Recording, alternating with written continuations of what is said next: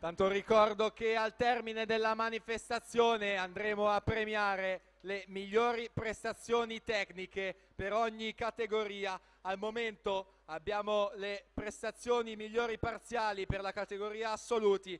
Per il settore maschile con 909 punti Cameron Vandenburg con la gara dei 50 rana. Per il settore femminile Linda Caponi 847 punti con la gara dei 400 stile libero. Naturalmente per andare ad avere tutte le prestazioni con tutti i punteggi attribuiti, il sito di riferimento è sempre quello www.finveneto.org, dove per ogni batteria si potranno trovare i risultati con il relativo filmato.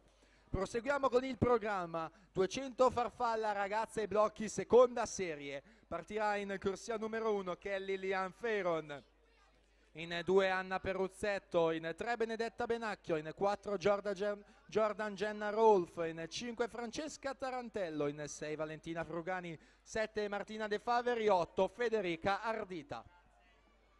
In vasca intanto la prima serie dei 200 farfalle esordienti a maschi.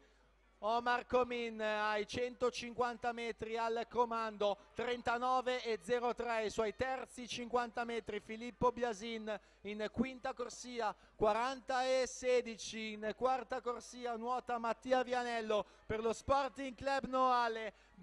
Comin in 6, Biasin in 5 e Vianello in 4. Vediamo l'epilogo di questa prima serie che va ad assegnare medaglie nei 200 farfalla esordienti a maschi, con Omar Comin 2,27 e 35, Mattia Vianello la spunta per la seconda posizione in 2,29 e 84, Filippo Biasin in terza posizione 2,29 e 93.